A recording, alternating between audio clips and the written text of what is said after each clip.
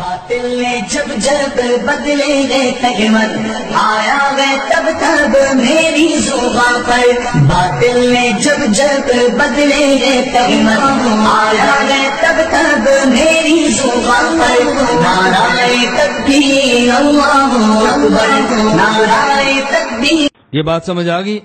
اگلی بات سمجھیں، انبیاء کے علاوہ جو اولیاء اور شہداء ہیں ان کا توسل اس دنیا میں زندہ ہو تو لوگ کہتے ہیں جی وسیلہ دینے کی گنجائش موجود ہے، کیونکہ صحیح بخاری میں روایت موجود ہے، حضرت عمر رضی اللہ تعالیٰ نے قحط سالی کے دور میں اللہ سے عرض کیا، یا اللہ ہم پہلے وسیلہ دیتے آپ کے نبی کا، اللہم انا کننا نتوسل الیک بالنبیک، حضور دنیا سے چلے گئے، اب ہم توسل دیتے ہیں حضور کے چچا حضرت عباس کا، تو وسیلہ دیا اور بارش آ گئی۔ یہ بخاری میں، تو لوگ کہتے ہیں دیکھو حضور دنیا سے چلے گئے، عباس اس دنیا میں تھے تو حضرت عباس کا وسیلہ دیا، جب عباس دنیا سے چلے گئے اب وفات کے بعد ان کا وسیلہ دینا ٹھیک نہیں ہے، زندہ ہو تو وسیلہ دینا ٹھیک ہے۔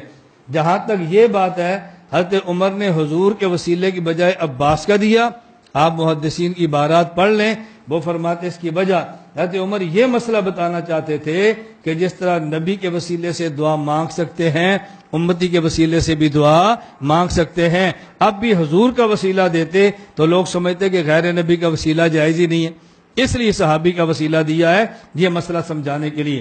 باقی رہے گا یہ مسئلہ کہ جب ولی اس دور میں ہو اس کے توسل سے دعا مانگو، جب وہ فوت ہو جائے اس کے وسیلے سے دعا نہ مانگو، ہم کہتے ہیں جہالت کے علاوہ اور کچھ بھی نہیں ہے۔ وجہ ہم جب ولی کے وسیلے سے اللہ سے دعا مانگتے ہیں تو یہ وسیلہ ولی کی ذات کی وجہ سے نہیں ہوتا بلکہ ولی کے ایمان اور اعمال صالحہ کی وجہ سے ہوتا ہے۔ اس بندے کو اللہ تعالیٰ ہدایت عطا فرمائے، یہ اپنی دنیا بھی برباد کرنے پہ لگا ہے اور اپنی قبر و آخرت کو بھی الیاس گمن دیوبندی حیاتوی سرگودوی پاکستانی اپنی آخرت بھی بکرنے پر تلا ہوا ہے۔ اس بندے سے ہدایت بھی دور ہے، شرم و حیا بھی دور ہے۔ اتنا ڈھیٹ انسان اور اس قدر گمراہ بندہ اور اس قدر بے حیا بندہ، اس کو شرم اور حیا نہیں ہے کہ یہ اتنی بےہودہ تعویل کر رہا ہے کہ معاملہ ہوا، سوال ہوا وسیلے کے حوالے سے، فوت شدگان کا وسیلہ دینا تو مرے ہوں کا وسیلہ دینا حرام ہے۔ ایک تو یہ کہ بدعت ہے، ایک یہ کہ جو فوت شدگان کو حاضر اور ناظر سمجھیں اور زندہ سمجھیں اور موجود سمجھیں اور مددگار اور مشکل کشا سمجھیں، پھر یہ شرک بھی ہے۔ اب گمن نے صحیح بخاری میں سے کہ صحابہ کرام نے حضرت عباس رضی اللہ تعالی عنہ سے دعا کرائی، ان کو وسیلہ بنایا، اور عمر رضی اللہ عنہ کے خلافت میں یہ قحط ہوا اور عباس کے پاس گئے اور عمر نے کہا ہے اللہ تیرے پیغمبر سے دعا کرواتے تو بارش ہوتی، اس کو وسیلہ بناتے، اب ہم پیغمبر کے چچا حضرت عباس بن عبد المطلب رضی اللہ عنہ کو وسیلہ بناتے ہیں اور دعا کرتے ہیں، کرواتے ہیں۔ تو گمن یہ کہا کہ عمر نے یہ اس لیے کیا تاکہ کوئی یہ نہ سمجھے کہ غیر نبی کا وسیلہ حلال نہیں یا جائز نہیں۔ لا حول ولا قوت الا باللہ۔ جھوٹ، کذب بیانی، دھوکہ دہی، فراڈ ہونے کی، فراڈیے ہونے کی انتہا اور شرم و حیا سے بھی خالی۔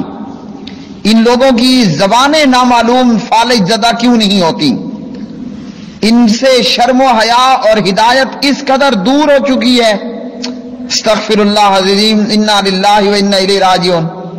اللہ تعالیٰ اس شخص کو ہدایت عطا کر دے۔ یہ بدبخت اپنے لیے بھی گمراہی کا سامان پیدا کر رہا ہے اور اپنے پیچھے دیگر لوگوں کو بھی گمراہ کرنے کا سبب بن رہا ہے۔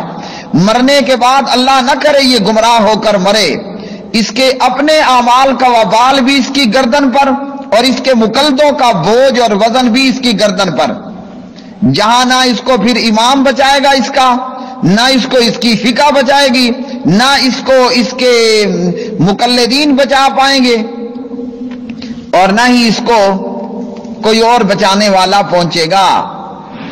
تو حضرت عمر اور صحابہ نے عباس کو وسیلہ بنایا۔ اس سے ہمیں معلوم ہوا کہ فوت شدہ کو وسیلہ نہیں بنانا، یہ حضرت عمر رضی اللہ عنہ کے ساتھ جا کر کوئی کھانا کھا کر آیا تھا کہ عمر نے جناب اس لیے یہ کیا کہ کوئی غیر نبی کے وسیلے کو غلط نہ سمجھے. استغفر اللہ العظیم. اس پر یہ وہی اتری ہے کہ عمر نے یہ اس لیے کیا. خود ساختہ اور گھڑنتو تعویلات، اتنی دور دور کی جو ہے وہ ڈھینگے مارنا. تو یہ وہ بدبخت لوگ ہیں، میں سمجھتا ہوں یہ بریلویوں سے بھی کئی قدم آگے نکلنے کی کوشش کر رہا ہے. پھر وہ بھولے بالے لوگ جو کہتے ہیں دیوبندی بڑے چنگے ہیں، یہ بڑے اچھے ہیں. بیڑا غرق اور ستیہ ناس ان دونوں مقلدوں نے، بریلویوں دیوبندیوں نے ریس لگا رکھی ہے. کون بدعات میں آگے نکلنے کی کوشش کرتا ہے اور کون بدعات اور شرک اور ضلالت میں آگے بڑھ کر مقابلہ جیتنے کی کوشش کرتا ہے. تو یہ گمراہیت کی میراتھن ریس ہے جو ان مقلدوں نے شروع کر رکھی ہے کہ حضرت عمر نے اس لیے عباس کے پاس جا کر دعا کروائی کہ کہیں لوگ یہ نہ سمجھیں کہ غیر نبی سے دعا کروانا اور وسیلہ لینا غلط ہے. لا الہ الا اللہ، لا حول ولا قوت الا باللہ.